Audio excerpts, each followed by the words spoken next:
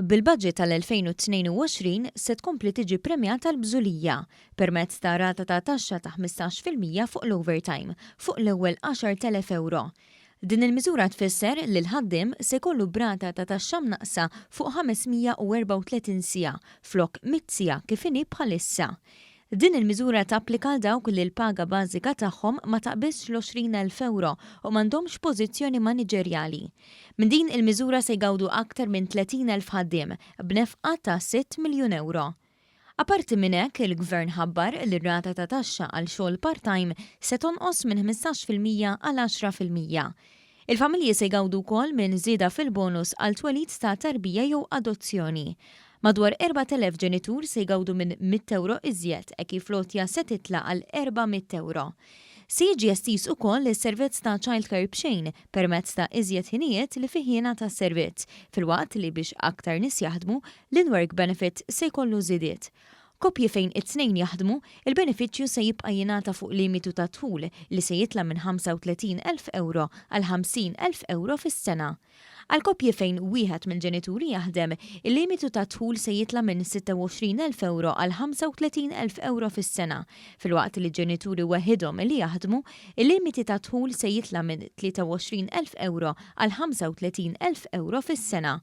B'kollox, 7,000 familja se jaħdu 2 miljun euro iżjed.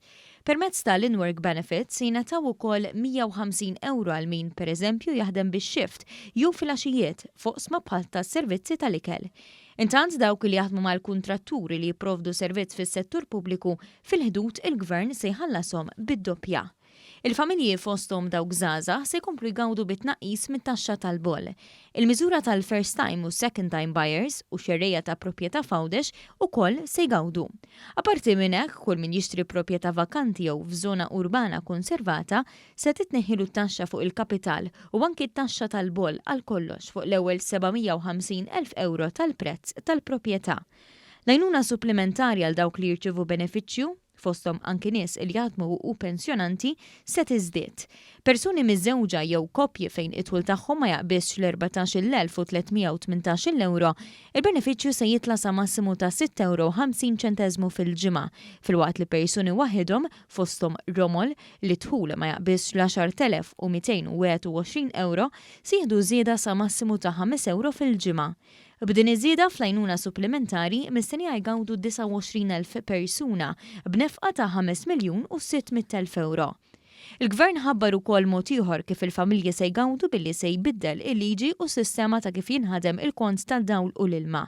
Is-sistema l-ġdida se tkun ġusta l kulħadd u biha il-konsumatur se jkun jista' jġemma units orħos li ma jużax biex imbagħad jużhom f'perjodi fejn ikollu konsum ogħla.